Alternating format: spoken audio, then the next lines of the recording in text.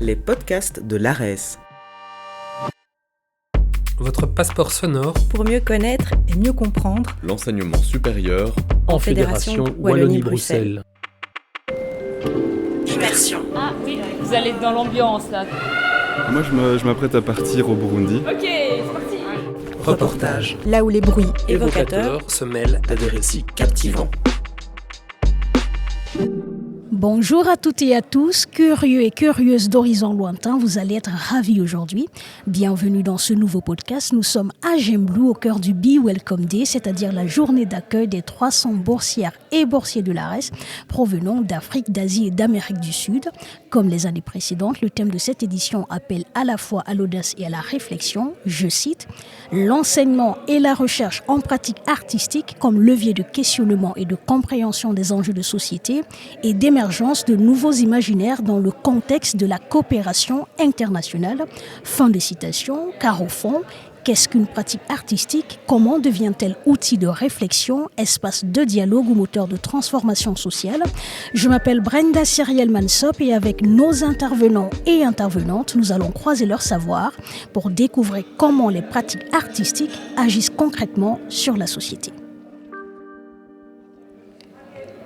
Ma première invitée est Christine Bluyard. Vous avez introduit cette édition du Be Welcome Day avec une énergie et une clarté qui donnent le ton. Christine Bluyard, bonjour. Bonjour. Vous êtes archéologue de formation. Vous avez œuvré dans plusieurs institutions muséales en coordonnant des résidences d'artistes. Muséologue et commissaire, vous explorez la décolonialité au sein des espaces culturels depuis septembre 2024. Vous êtes à la tête de l'Académie royale des beaux-arts de Bruxelles. Et puis tout de suite, ma première question, Christine.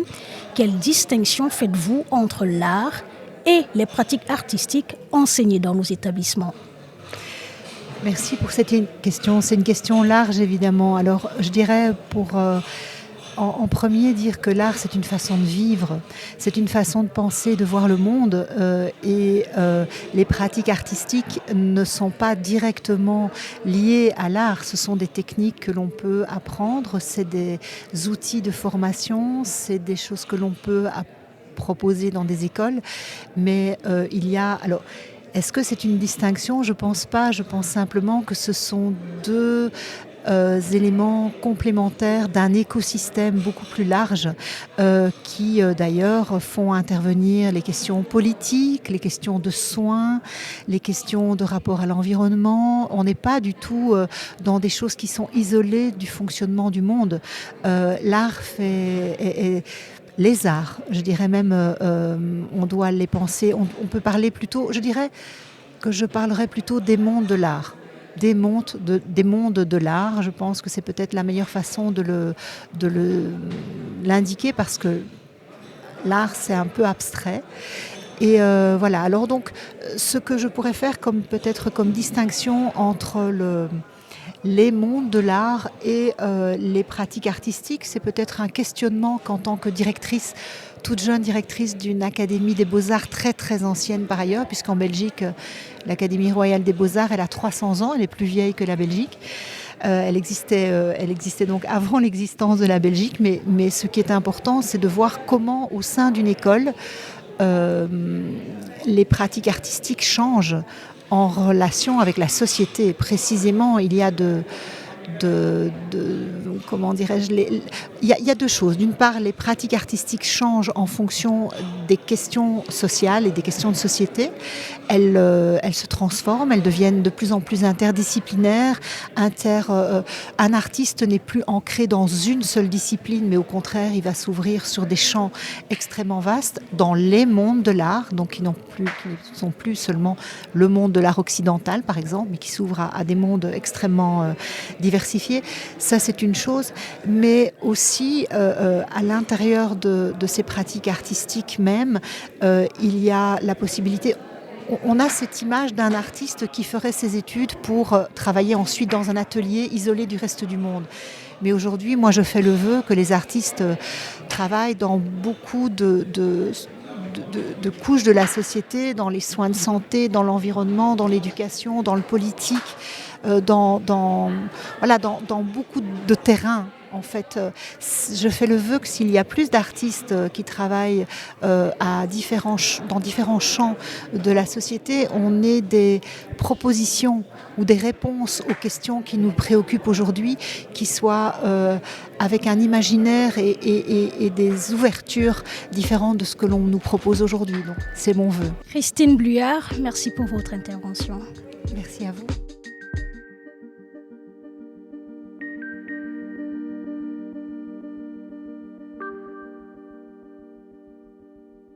Nous allons accueillir tour à tour 3 enseignants et enseignantes des hautes écoles et des écoles supérieures des arts de la Fédération Wallonie-Bruxelles qui partageront leur expertise sur le sujet. Bonjour Isabelle Berens.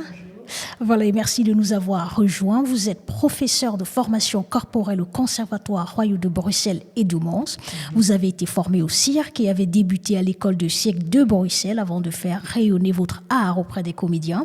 Vous empruntez les outils du cirque pour créer un langage corporel unique à chaque acteur. Vous avez animé avec Soukaina, votre collègue du Zimbabwe, l'atelier La Première Révolution passe par le mouvement. Isabelle, dans un contexte de coopération internationale, comment imaginez-vous que de tels ateliers puissent créer des ponts entre cultures différentes ? Alors déjà, la question, elle est la réponse. Le fait même d'organiser ces ateliers fait que ça crée des ponts. Ça, c'est déjà ça. Ensuite, pour moi, c'est un espace dans lequel on va se retrouver où il n'y a pas de frontières. On est tous là dans une salle ou sur une mezzanine aujourd'hui, mais il n'y a pas de frontières. On se met où on veut déjà. Comment on gère l'espace ? Ça fait partie du travail de comédien de gérer l'espace. Mais là, c'est ça, c'est que cet espace, il est ouvert à tous. Et ça paraît un peu bête de le dire comme ça, mais en fait, ça change déjà beaucoup les relations entre les gens. De ne pas être dans un espace délimité par des frontières. Il n'y a pas une frontière d'un bureau, il n'y a pas une frontière d'un pays, il n'y a rien. Tu vois ? Alors l'autre chose, c'est que la pratique artistique, qui est ce qu'on va partager dans cet espace, elle nous met sur un niveau égal aussi. Il n'y a pas de patron, d'employé, d'ouvrier, de supérieur, de mieux, de moins bien. C'est une pratique artistique, on ne sait pas qui l'a déjà pratiquée ou pas, peut-être personne là. Et donc ça nous fait nous rencontrer sur une base égale aussi. Ce qui favorise le partage, l'échange, la découverte, le questionnement sur soi, sur sa rencontre à l'autre. C'est ce qui s'est passé aujourd'hui exactement. Il y a eu vraiment plein de questionnements à partir d'exercices corporels, de danse ou de rythme, simples, parfois un peu moins simples, mais vraiment ça a développé des questionnements. Il y a même un qui veut écrire un livre, je vous dis. Après l'atelier, je vais écrire un livre. Voilà. Mais justement, vous, dans vos enseignements, que ce soit au Conservatoire Royal de Bruxelles ou de Mons, et même à l'international, comment vous intégrez des thématiques sociales ou politiques pour que, voilà, on sorte, que ce ne soit pas seulement de la performance, mais aussi des moments de réflexion? Alors c'est justement très très important pour moi dans mes cours, ça exactement. Comment est-ce que ça n'est pas juste un cours de formation corporelle où on fait des cumulets et des pirouettes, mais que ça devienne un espace vraiment d'échange et d'ouverture au monde.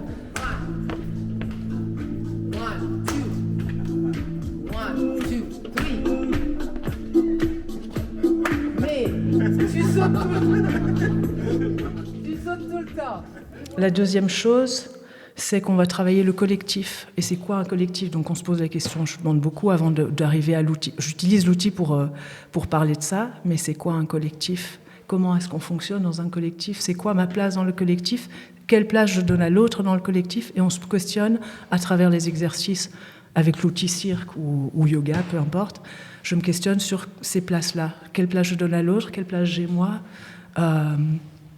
Et c'est important ça, parfois ça peut être sur un exercice et quelqu'un ne veut pas partager ce qu'il ressent alors qu'il le montre avec le corps, peut-être il est fâché ou quoi, et comment on arrive à collectivement gérer tout ça. Après j'amène des questions, parfois je leur dis juste « Ok, aujourd'hui on commence le cours, je vais vous poser une question, c'est quoi être humain ?» Ils me disent « Mais pourquoi tu nous demandes ça là ?» Et puis ça développe plein de réflexions. Et puis, avec ces réflexions-là, je trouve un exercice où on bouge. Comme ça, on amène la réflexion dans du mouvement. Mais il questionne déjà des choses. Et c'est ça, petit à petit, au fur et à mesure de l'année. C'est des cours sur l'année. Donc, j'ai vraiment plein de temps. C'est pas un workshop de 2 heures, juste comme ça. J'amène des réflexions sur c'est quoi être humain. Comment est-ce qu'on fonctionne ? On fonctionne par conditionnement. Donc, j'observe mes conditionnements dans le corps déjà. Et avec ça, eh bien, si je les observe et j'en deviens conscient, je peux essayer de changer les conditionnements qui ne sont pas bons pour moi et garder ceux qui sont bons pour moi. 1, 2, 3, 4, 1. Place à présent à Guy Ouetté. Bonjour Guy. Vous êtes artiste plasticien et enseignant à l'école de recherche graphique de Bruxelles. Votre pratique est résolument plurielle. Elle embrasse la vidéo, la sculpture, la peinture, la photographie, la performance et les livres d'artistes. Vos œuvres questionnent l'héritage colonial, les frontières, les migrations, le racisme, le capitalisme et les symboles de domination à l'ère de la mondialisation. À partir de votre atelier Heal the World, pratique artistique, soins et décolonisation que vous avez animé en collaboration avec votre collègue Justine Gaga, comment voyez-vous les pratiques artistiques devenir des outils pour décoloniser les imaginaires et réécrire des récits longtemps imposés ? Merci, belle question, grand agenda. Je pense que les pratiques artistiques, au-delà de l'impact direct qu'elles ont sur nos vies, que ce soit l'art dans l'espace public, que ce soit d'autres formes de pratiques artistiques telles que celles qui se déroulent plus dans du white cube, en fait, il y a un travail de conceptualisation qui passe toujours par la rencontre des individus et des contextes dans lesquels on s'inscrit. Pour être très, très précis et essayer d'apporter une réponse je veux dire, qui serait accessible à tout le monde, je dirais qu'il faudrait qu'on commence par percevoir les pratiques artistiques, et je parle de percevoir parce que c'est l'univers des percepts quand même, comme quelque chose qui va toujours au-delà de la production matérielle des formes. C'est cela, bien entendu, c'est la production de formes, mais c'est aussi une forme c'est aussi et surtout une relation au monde, une relation au vivant. Et c'est dans cette relation-là que les choses se passent. Dans vos enseignements, par exemple, à l'école de recherche graphique à Bruxelles, comment vous encouragez vos étudiants et étudiantes à utiliser les pratiques artistiques non seulement comme forme d'expression, mais également comme acte de médiation et de dialogue interculturel ? C'est un travail qui se situe à plusieurs niveaux, c'est-à-dire il y a d'abord le travail d'accompagnement et d'encapacitement, on dit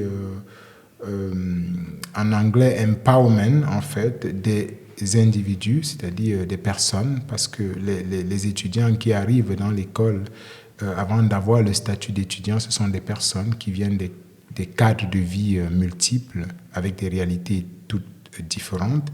Et donc il faut avoir cela en esprit dans la relation qu'on établit avec les étudiants. Il y a d'abord cela d'un point de vue pédagogique.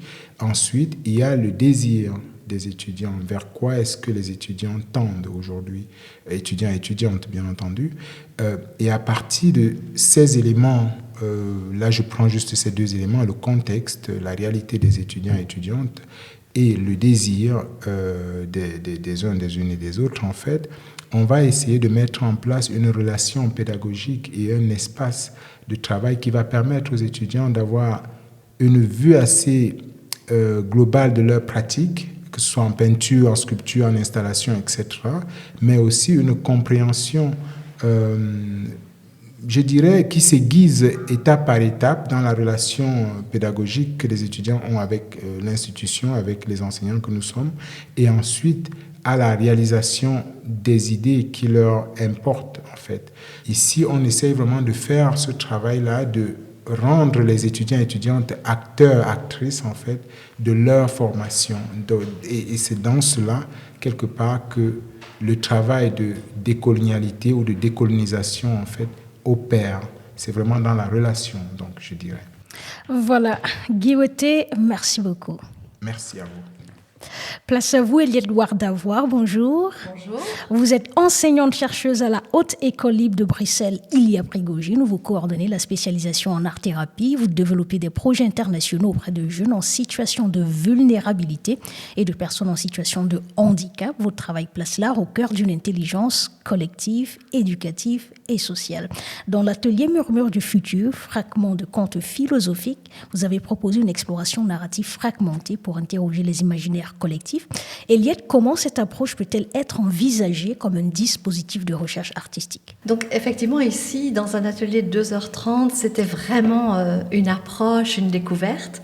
Maintenant, si je le vois vraiment comme un processus de recherche artistique, si vous voulez, je vais partir de mes pratiques. Ma pratique, c'est une pratique de danseuse chorégraphe et de mise en scène pour la danse et pour le théâtre. Donc on peut voir vraiment cet atelier comme une dramaturgie. Donc moi je le conçois comme une dramaturgie, avec une narration, une immersion. Et donc un peu comme disait Guy tout à l'heure, c'est quelque part préparer tous les sens à recevoir quelque chose et à se mettre à disposition de quelque chose. Alors si je le vois comme une recherche artistique, je dirais que je pourrais par exemple décider que j'observe tous les processus méthodologiques que je mets en place. Est-ce que, par exemple, les fragments que je choisis sont plus ou moins opérants? Est-ce que si je choisis des fragments sonores pour accompagner, est-ce que c'est plus ou moins opérant? Qu'est-ce qui opère plus, qu'est-ce qui opère moins? Ce que je peux aussi observer, c'est la dynamique collective, puisque c'est ce qui m'intéresse.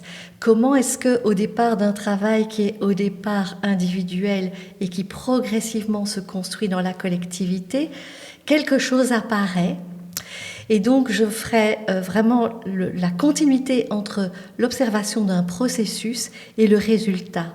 Le résultat étant un résultat qu'on pourrait appeler une œuvre. Justement, l'atelier que vous avez d'ailleurs proposé cet après-midi vise aussi à éveiller les sensibilités.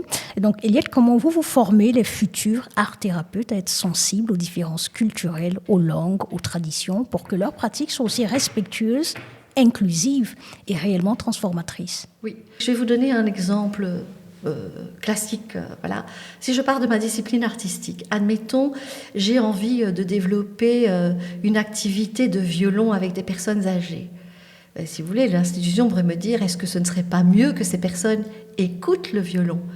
Et en fait, si je travaille toute la compréhension, les limitations, la gestuelle, y compris même le fait d'être parti dans un autre monde de l'Alzheimer, mais que je me dis, tout ce monde-là, je dois quelque part développer leurs capacités. Alors en tant qu'artiste, je suis obligée de travailler toute l'accessibilité de l'atelier. Et donc, si vous voulez, toute la formation est un peu comme ça. Ce devoir, quelque part, je dis pas... C'est quand même une implication importante, cette inclusion, ce devoir d'inclusion pour donner une égalité de chance de participer de chacun et chacune. Et donc forcément, par exemple en question artistique, oui, on va se balader à travers les âges, on va se balader à travers les continents, et c'est ça qui fait aussi qu'on comprend que l'autre peut être différent et tout aussi intéressant. Et à part ça, dans ma spécialisation, il y a des profs de différentes cultures, plutôt asiatiques, plutôt africaines. On organise une semaine interculturelle. On est dans un renforcement de capacité où on accueille des boursiers à l'international et tout ça contribue en réalité. Eliette Louart-Davoire, merci infiniment pour ces précisions. La compréhension des pratiques artistiques passe par la voix des enseignants et enseignantes proches des réalités de nos partenaires et en contact direct avec les artistes, les étudiants et étudiantes qui traversent les frontières pour se former. Nous recevons maintenant Patrick Modé-Kereza. Bonjour Patrick. Bonjour Brenda. Vous êtes écrivain et opérateur culturel à Lubumbashi, en République démocratique du Congo. Vous êtes également directeur du Centre d'art Waza. Vous travaillez sans relâche à redéfinir les récits culturels et à restituer les patrimoines africains. Donc, lors de l'atelier La guitare ne ment pas, auquel une vingtaine de participants et participantes ont pris part aujourd'hui, vous avez démontré que la musique peut être un vecteur d'expression authentique. Patrick, comment une telle pratique artistique peut-elle contribuer à réinterroger les récits dominants et à restituer des imaginaires oubliés, voire marginalisés? Oui, merci beaucoup. En fait, c'était très intéressant aujourd'hui de discuter avec les participants sur... en fait, on parle de la musique, mais la musique, on l'utilise pour réinterpréter des objets. Aussi dans l'idée de relier la culture matérielle qui est déconnectée aujourd'hui, parce que la plupart des objets patrimoniaux sont dans les musées en Europe, mais il y a une culture immatérielle qui continue à être vivante sur place, notamment la musique. Et donc la musique d'aujourd'hui pour moi, un pouvoir de réhabilitation sociale de ces objets. Et peut-être qu'au lieu de parler histoire de l'art dans les villages, si on leur parle musique, c'est en fait un savoir, c'est un savoir-faire et qui leur permet d'accueillir ces objets avec beaucoup plus d'enthousiasme que simplement comme des chefs-d'œuvre de l'art universel, entre guillemets.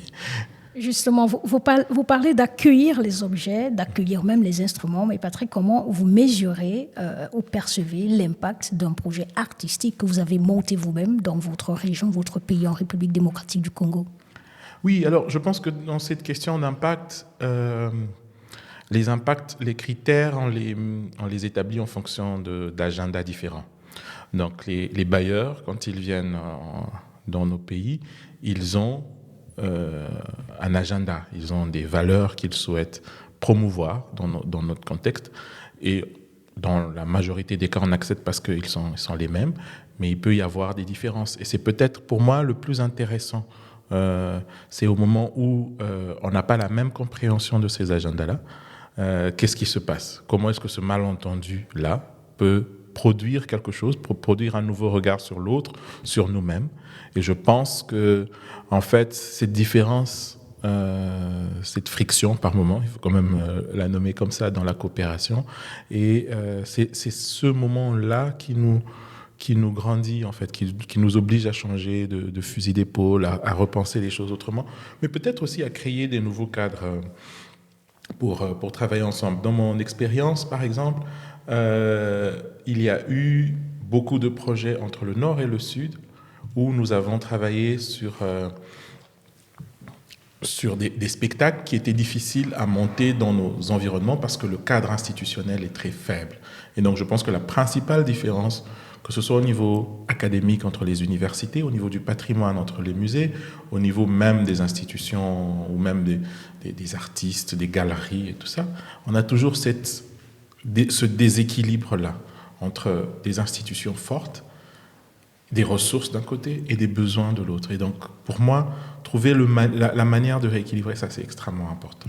Voilà, justement, il faut équilibrer. Il y a donc, parmi les instruments de l'ARES, il y a d'ailleurs l'instrument bourse de mobilité. Mais la question, Patrick, c'est selon vous, quels sont par exemple les bénéfices ou les limites qu'un projet de mobilité peut apporter, par exemple, un enseignant, un écrivain, un artiste-chercheur?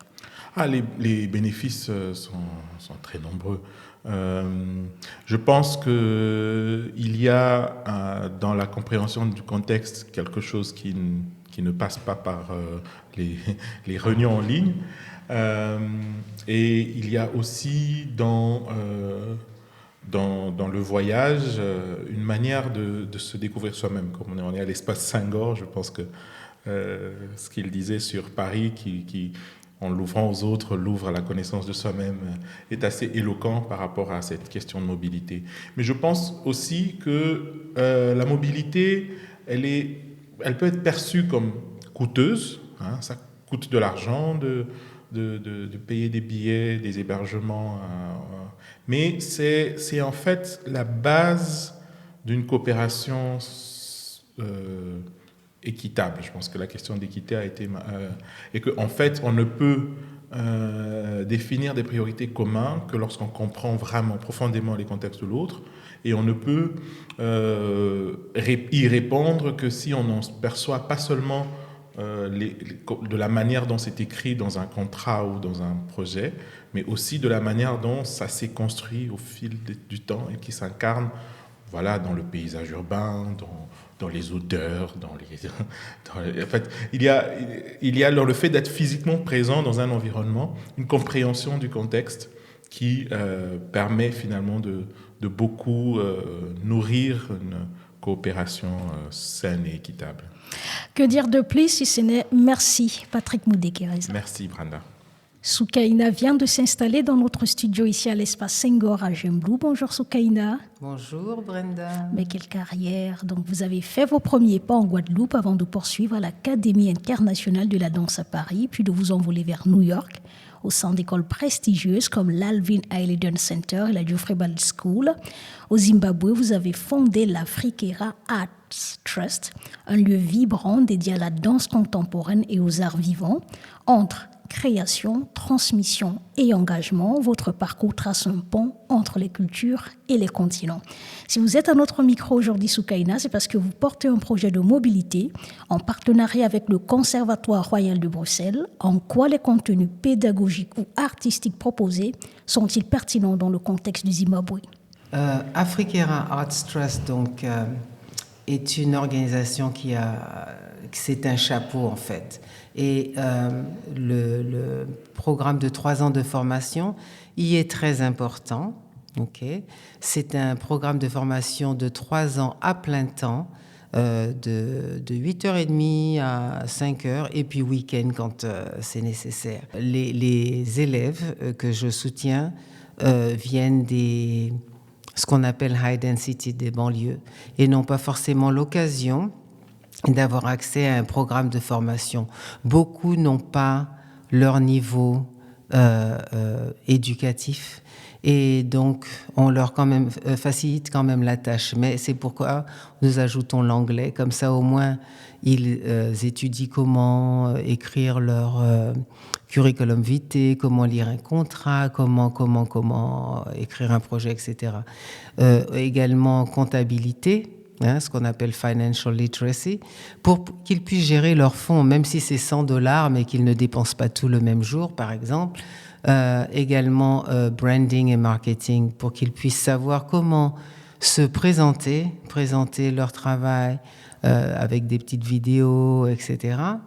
Et puis également anatomie, parce qu'il faut connaître le corps humain et savoir exactement ce qu'on fait, parce que cela peut être très dangereux si, par exemple, on a un prof qui enseigne, mais qui ne sait pas comment l'élève s'est blessé, par exemple, ou quelque chose comme ça. Donc, nous avons donc les matières support qui font que tous ceux qui sortent de Afriquera Arts Trust sont complets, peuvent chanter, danser. Ils ont aussi théâtre. Justement, Soukaina, en novembre ici, il y a des étudiants en provenance du Zimbabwe qui vont venir renforcer leurs compétences au Conservatoire Royal de Bruxelles. Quelles sont, selon vous, les richesses que ces mobilités internationales leur apportent et comment ces richesses peuvent affecter leur rapport au monde? Je leur dis toujours que le Zimbabwe n'est pas le seul pays au monde. Réveillez-vous, ouvrez-vous au monde. Donc, à Afriquera, nous essayons aussi de donner des opportunités, de saisir des opportunités et de les offrir aux élèves ou aux graduates. Et c'est le cas pour les deux qui vont venir faire cet échange ARES avec le Conservatoire Royal.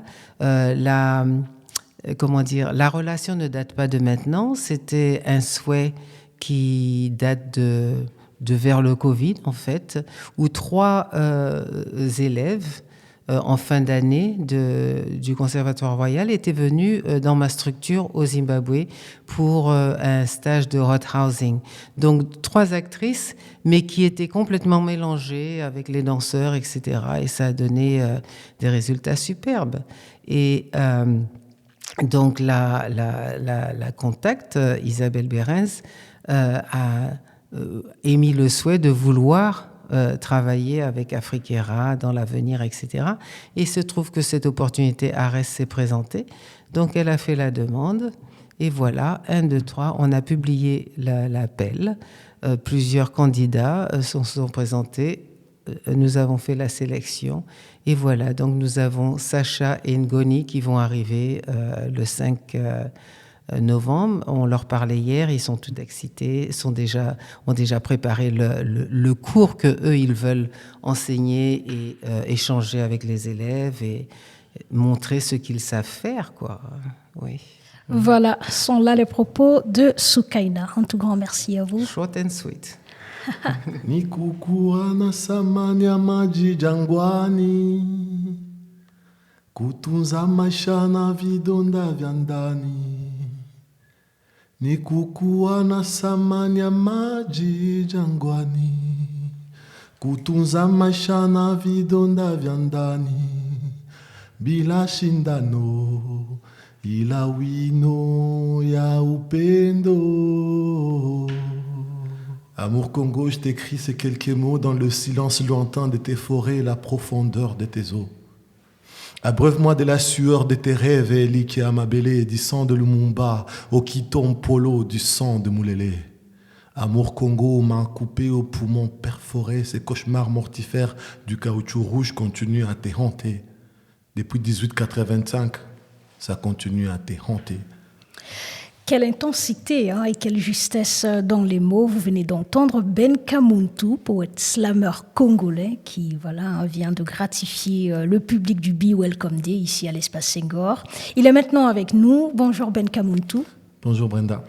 Artiviste engagé, vous usez de votre plume et de votre voix pour défendre les droits humains, fondateur du mouvement 3PM, Poésie pour penser et penser le monde. Vous faites du slam un outil d'éducation, de justice et de paix en République démocratique du Congo et au-delà. Dans vos slams et performances, Ben, de quelle manière cherchez-vous à toucher non seulement esthétiquement, mais aussi politiquement et socialement des publics? Moi, je pense que même les sentiments, les sensations que nous ressentons peuvent aussi être politiques. L'exemple de l'empathie. On peut être plus intéressé, on peut être plus touché par rapport d'un événement par rapport à l'autre. Et même la pitié. En tout cas, je parle aussi de manière politique parce que je parle de là où je me situe. Je suis situé, je viens d'un cadre politique, un cadre sociologique bien déterminé en République démocratique du Congo. Et personnellement, je pense que nous, les poètes, la poésie, globalement, a une place dans un monde qui favorise beaucoup un discours plus politique. On a besoin de plus des mots, des discours poétiques qu'on ramène dans ces narratifs. Et nous avons moi je considère des poètes comme les faiseurs ou bien les sculpteurs des imaginaires et les sculpteurs des constructeurs, constructrices de rêves. Parce que même rêver, pour moi, et pour la plupart des personnes comme moi, c'est aussi un acte de résistance. Juste la possibilité de rêver un autre monde quand on a été élevé dans un pays de difficultés et dans une situation de désolation ou bien une situation purement de fatalité. On s'est dit, ça a toujours été comme ça au Congo, on a toujours tué les gens, ça fait très longtemps et on peut... Voilà, nous voulons briser ça. Nous sommes en train de briser cette fatalité. Et c'est pourquoi je pense que la poésie, elle est politique. Et aujourd'hui, nous sommes en train de construire notre imaginaire. Construire d'autres possibles et surtout entretenir un rêve de paix, un rêve de dignité. Et ça passe par la poésie, ça passe par les mots, ça passe par la possibilité de créer des ponts et la possibilité de résister, de vivre et juste d'exister dans un monde si compliqué. Justement, vous parlez de résistance, vous parlez de construction, Ben. Comment voyez-vous le rôle du slam ou de la poésie dans la coopération internationale? Je pense que le slam, la poésie, c'est un langage universel. C'est un langage universel, mais aussi c'est un langage personnel. Et moi, je considère un poète comme quelqu'un qui porte son univers personnel vers l'universel. Et c'est à ça que ça sert la poésie. Et aujourd'hui, je pense qu'il faut ériger plus des ponts. Dans un monde, il y a de plus en plus des murs, deviennent de plus en plus grands. Les poètes, aujourd'hui, c'est un passeur de mémoire, mais aussi un passeur de rêves. Et c'est quelqu'un qui interroge, mais c'est quelqu'un aussi qui propose, c'est quelqu'un qui fait à ce que aujourd'hui on a la possibilité de se voir, de parler, de discuter, de ne pas être d'accord, de se fâcher un peu aussi et d'avancer. Voilà, donc pour moi je considère la poésie aussi comme un outil d'éducation culturelle peut-être l'éducation c'est un grand mot, mais plutôt un outil vraiment d'une éducation alternative où on a la possibilité de créer des cadres de rêve et des cadres des pensées, peut-être post-positivistes, pas toujours avec les méthodes scientifiques, mais on a la possibilité, les rêves de ces mondes que nous avons, il faut l'imaginer, il faut cultiver cette utopie-là. Et moi, je me considère comme un poète qui entretient cette utopie d'un monde de paix, de dignité. Et c'est ce que nous essayons de transmettre pour que la poésie soit partout, dans les rues, dans les avenues, dans nos bus. Quand on prend le bus, c'est pas tu prends quel bus pour aller à l'école ou bien chez toi. Mais la poésie, elle est là et il faut la déscolariser, il faut la démocratiser et surtout, avec le slam, il faut la sortir des livres et l'amener à la place publique. C'est comme ça qu'on peut aller vers l'altérité, on peut aller vers l'autre tout en restant soi-même. Merci beaucoup Ben Kamuntu pour ces éclaircissements. Merci à vous. Notre invité à présent est aussi un artiste, il s'appelle Ali Betassar. Ali Betassar, bonjour. Bonjour. Vous êtes artiste, chercheur transdisciplinaire et prospectiviste créatif. Vous avez fondé le Kenou Lab, lab oratoire de recherche, action, création dédié aux imaginaires décoloniaux et à l'action communautaire. Fort de 20 ans d'expérience en musique, art visuel, cinéma et théâtre, vous œuvrez au Sénégal à la croisée de la recherche, de la création et de l'engagement social. Votre démarche artistique mêle musique, cinéma et oralité. Comment ces formes contribuent-elles à réintroduire l'art dans les quartiers sénégalais et à le rendre accessible à tous? Merci beaucoup pour la question. Je pense que je commencerai par dire que Kenou veut dire pilier en Wolof. Donc notre espace s'appelle Kenou, le laboratoire des imaginaires. Pourquoi pilier? Parce qu'on considère que les arts et la culture sont les piliers qui tiennent la bâtisse qui est notre société. On dit souvent que la culture est les fondations, mais juste les fondations ne sont pas suffisantes. Il faut des piliers solides pour pouvoir aller vers le ciel. Donc l'intention derrière ce laboratoire à Ouakam, c'était une réflexion posée sur quels outils nous on a en tant qu'artistes, quels sont les espaces qui existent à Dakar, au Sénégal, où nos communautés peuvent participer et peuvent se nourrir de la production artistique.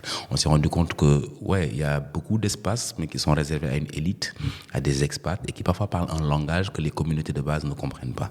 Donc les vernissages et tout ce qui va avec. Et ce que j'appelle la white box, parce que je trouve que ces pratiques sont un peu déconnectées des réalités locales, sont déconnectées des pratiques locales, et du coup nos communautés ne se voient pas dans ça. Donc c'est ce qui nous a intéressés. Moi j'habitais à Ouakam, j'habite encore à Ouakam, et je me suis posé cette question en voyageant souvent, en étant invité ici et là-bas. Comment faire pour que nos communautés puissent avoir accès aux productions de nos artistes, de nos chercheurs.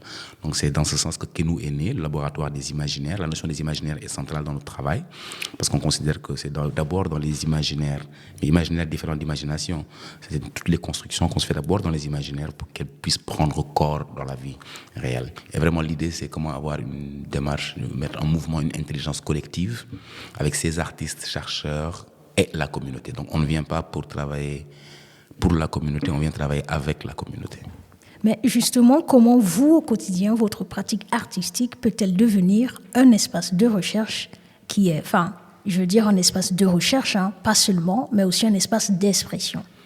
Oui, non, je pense que dans le processus artistique et le processus créatif, la recherche est nécessaire. C'est un pilier nécessaire pour tout processus créatif. Ce qui se veut sérieux, il y a un travail de recherche à faire sur la recherche sur soi-même, recherche sur la réalité qui nous intéresse. Donc je pense que la recherche fait partie du processus créatif. Maintenant, il faut l'ouvrir à recherche avec un grand R et à différentes formes, à d'autres formes de recherche et d'autres outils. Donc c'est ça qui nous intéresse. Comment utiliser d'autres outils, de l'éducation populaire, des connaissances endogènes, des rituels, les bouts, des rituels CRR, de nos savoirs endogènes, pour mettre en action et en mouvement des propositions. Maintenant, ce qui nous intéresse, c'est que ça crée forcément un espace de collaboration. Donc l'expression, c'est une chose de l'artiste qui s'exprime, mais s'il s'exprime seul, ça ne sert à rien du tout. De collaboration avec la communauté d'abord, parce qu'on dit souvent que ce que tu fais pour nous, sans nous, tu le fais contre nous. Donc ce qu'on veut faire pour la communauté, on le fait avec la communauté et on apprend énormément. Et finalement, l'expression aussi permet à l'artiste de pouvoir partager avec ces communautés-là. Je pense que ce qui est intéressant dans ça, c'est que ça ouvre vraiment un espace de collaboration, mais dans tous les sens. Collaboration au niveau local, national et international. Justement, vous parlez de collaboration, mais vous faites souvent ce qu'on appelle des collaborations à l'international. Comment celles-ci enrichissent et influencent en même temps vos œuvres? Oui, naturellement. Je pense que c'est toute la question du lien qui est posée dans cette question de collaboration. Je pense qu'il faut redéfinir les formes de collaboration que nous connaissons, surtout quand on est dans des espaces d'art, les espaces de recherche, de sciences, ou bien les ONG ou whatever. Quand on parle de coopération internationale, on pense souvent Afrique-Europe, alors que coopération internationale, ça peut déjà être le Sénégal et le Cameroun. Donc je pense que c'est ces questions-là qu'on essaie de décentrer. La Mauritanie, la Gambie, les pays qui sont déjà autour de nous, collaborer, et c'est déjà international. Pour enlever ce mythe que l'international, ce n'est que l'ailleurs et que ce n'est pas déjà chez nous. Je pense que ça c'est important. Et puis redéfinir les termes de cette collaboration-là, comment rééquilibrer les positions dans cette collaboration-là. Et je pense que le fait qu'on ait des espaces qu'on ait créés par nous-mêmes, on a Kenou et un deuxième espace plus grand qui s'appelle le Hub, qu'on a financé nous-mêmes, ça nous donne le pouvoir de pouvoir choisir avec qui on collabore, avec qui on ne collabore pas, mais de ne pas être dans un besoin ou une nécessité d'être financé qui fait que tu acceptes tout ce qui vient. Tu fais que du projet. C'est pas le projet qui nous intéresse. C'est pas les projets et les financements qui nous intéressent, c'est plutôt la relation et le lien et le travail dans le long terme. Donc ces collaborations enrichissent nos pratiques dans le long terme. Donc de plus en plus, on sort des one-shot programmes parce qu'on se rend compte que finalement le projet reste juste c'est un outil du capitalisme, on va dire, le projet. Tu vois, la réalité, elle est complexe, elle est large. Le projet, c'est un petit truc et on met des indicateurs, on se donne une illusion de changement, alors que non, le vrai changement, c'est dans le temps. Mais pour que ça puisse arriver dans le temps, c'est qu'il faut que ces liens continuent à exister dans le temps et qu'ils se nourrissent et qu'ils se grandissent et que finalement, peut-être un vrai changement peut commencer déjà dans la relation que l'on noue avec les personnes avec lesquelles on travaille, parce qu'au-delà des institutions, c'est d'abord des personnes, comme Christine, comme quelqu'un d'autre, et que finalement, ça puisse impacter notre façon de travail et que dans le temps, ça puisse créer un véritable changement. Justement, alors vous êtes artiste, je m'en voudrais de vous laisser partir comme ça. Est-ce qu'à Libeta, vous voudrez bien mimer quelque chose? Oui, non, il y a un chant que je chante souvent, qui vient de mon ethnie sérère, et ce chant dit Wagame, Wagame, Wagimnanule, Wagame, Wagame, Wagame, Wagimnanule, Wagame. Mais il dit Wagam veut dire je peux, je suis capable. Je ne suis pas capable ne se dit pas. Et c'est un chant que je dédie à toute la jeunesse africaine, la jeunesse du monde, pour dire qu'on est capable de créer le monde que nous voulons. Finalement, nous sommes capables, Dixit Ali Betassar. Un tout grand merci. On se lave pour s'émerveiller, redémarrer les rêves et désactiver. Oui, on se lève ici pour arriver encore à frapper sur la portée de l'instant présent, décrocher les sourires sur le visage de nos frères, de nos sœurs, de nos mamans. Nous refermons à présent le chapitre consacré aux artistes pour ouvrir celui des perspectives de l'ARES avec les hautes écoles et les écoles supérieures des arts. Avec vous, Gaëlle Ducam. Bonjour Gaëlle. Bonjour Brenda. Je m'en voudrais de ne pas préciser que vous avez été une personne centrale dans l'organisation de ce Be Welcome Day consacré aux pratiques artistiques. Alors Gaëlle Ducam, vous travaillez à la direction de la coopération internationale de l'ARES. Vous avez pour mission de venir en appui aux hautes écoles et aux écoles supérieures des arts dans la coopération académique internationale. L'objectif de vos missions est que ces écoles puissent développer leur implication dans les projets d'enseignement et de recherche en coopération. Et donc Gaëlle, ma première question, est-ce que l'ARES a mis en place une stratégie pour faciliter la mobilité, les échanges ou les partenariats entre les écoles supérieures des arts de la Fédération Wallonie-Bruxelles et les institutions artistiques des pays partenaires? Oui, tout à fait Brenda. En effet, l'ARES a mis en place une stratégie, on peut dire maintenant depuis 2022, le programme quinquennal actuel 22-27, en revoyant les instruments, c'est-à-dire les financements, mais je pense qu'on en parle dans quelques minutes, et surtout en permettant l'engagement d'une personne dédicacée à venir en appui à ces hautes écoles et aux écoles supérieures des arts. Et donc, je parle de moi-même et de ma fonction plus particulièrement. Et donc, l'idée de cette stratégie, c'est d'essayer de visibiliser ce que l'ARES permet en matière de coopération internationale et puis de sensibiliser. Donc, dans mes missions, je rencontre les collègues, que ce soit des enseignants, enseignantes ou des responsables de relations internationales, des 19 hautes écoles et des 16 écoles supérieures supérieure des arts. Et dans ces rencontres, qui peuvent être des réunions individuelles ou des grands meetings, des conférences, des séances d'information, j'essaye de montrer tout ce qu'il est possible de faire et puis de sensibiliser, de montrer l'intérêt finalement, parce que c'est bien de savoir qu'il y a un financement, mais quel serait mon intérêt à moi, enseignante, chercheur, chercheuse, de me lancer dans cette aventure de la coopération internationale. Et cette sensibilisation, elle passe par toutes ces rencontres, mais aussi par des événements que nous organisons et bien évidemment par l'événement d'aujourd'hui avec la thématique qu'on a voulu porter et avec ce podcast que j'espère sera largement écouté. En tout cas, je le vois comme un élément clé de notre stratégie pour essayer de sensibiliser et de donner envie à nos collègues de s'impliquer dans les instruments de l'ARES. Voilà Gaëlle, maintenant on va parler de financement, hein. Ça fait partie des instruments de l'ARES. Est-ce que l'ARES prévoit-elle des financements dédiés ou des appels à projets spécifiquement pensés pour les hautes écoles et les écoles supérieures des arts afin de soutenir des projets artistiques de coopération? Oui, alors je réponds oui. Évidemment, ça n'est pas si simple, mais oui, il y a des instruments depuis le programme 2022 qui ont été réfléchis, pensés, conçus pour faciliter l'intégration des écoles supérieures des arts, parce que finalement, un des premiers obstacles, mais malheureusement il y en a plusieurs, c'est de ne pas toujours avoir d'interlocuteurs qui correspondent à ce que nous faisons. Ça n'est pas si simple de trouver des écoles supérieures des arts dans nos pays partenaires, que ce soit en Afrique, en Amérique latine et en Asie du Sud-Est. Et donc là, il y a des mécanismes qui ont été prévus pour essayer de quand même permettre, faciliter les collaborations avec des institutions qui sont peut-être un peu différentes de ce qu'on connaît comme établissement d'enseignement supérieur. Ça, c'est une des choses qui a été pensée. Et puis, oui, on s'adresse à des publics différents. C'est vrai que dans cette coopération internationale qui, depuis ses débuts, s'adressait très fort aux universités, on se basait beaucoup sur la recherche, les chercheurs, les chercheuses. Ici, on essaye vraiment de s'adresser à des professionnels, des pratiques artistiques, et on est attentif à ce que les individus, les institutions avec lesquelles on collabore aient une mission de transmission, puisque l'idée, au bout du compte, c'est quand même d'essayer d'avoir un impact sur les citoyens et citoyennes, que ça soit en Belgique ou dans les pays partenaires de l'ARES. Voilà, Gaëlle Durkheim, merci beaucoup pour votre intervention. Avec grand plaisir. Écoutons à présent les conclusions de la journée partagées par Christine Bluyard dans l'auditoire Senghor. Je dirais que sur les grandes lignes, sur le socle, on est tous d'accord. Je crois qu'on est tous d'accord que de ce que la pratique artistique, de ce que les mondes de l'art et les pratiques artistiques font à la recherche. Je pense que vous le saviez déjà avant cette journée et que tout le monde est assez convaincu de ça. Mais ce n'est pas tellement ça qui était intéressant à mettre en avant aujourd'hui. Je pense que ce qui était intéressant à mettre en avant, c'est les conditions de rendre ça possible.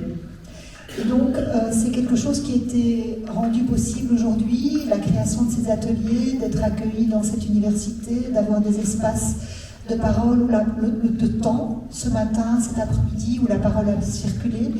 Et je pense que c'est intéressant dans vos pratiques, dans vos recherches, peut-être de poser la question des conditions que vous pourriez mettre en place pour que effectivement des échanges comme il y a eu aujourd'hui ou des pratiques qui ont révélé certainement des choses de vos recherches en cours, que ça puisse se mettre en place. Donc peut-être que ce socle de dire qu'il faut rendre les conditions possibles est un préalable. Alors effectivement, il y a des conditions financières certainement, mais je pense que le temps et l'espace que l'on consacre aux échanges, c'est extrêmement important et riche. Donc ça, c'est quelque chose que je voulais peut-être partager avec vous.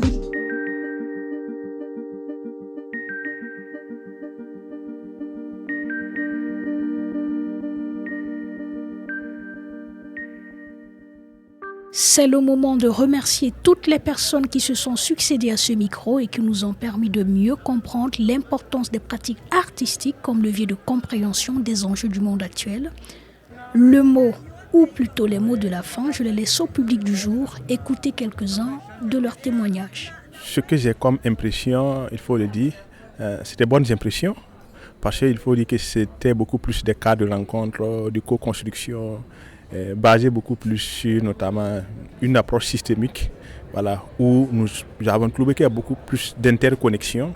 Quand je reviens notamment sur les deux thèmes phares de la journée, à savoir la science et l'art, nous avons vu que en fait, ces deux notions se conjuguent et ça nous amène à un certain niveau à aboutir à des résultats beaucoup plus concrets. On était vraiment sur notre débat, la décolonisation, décolonialité.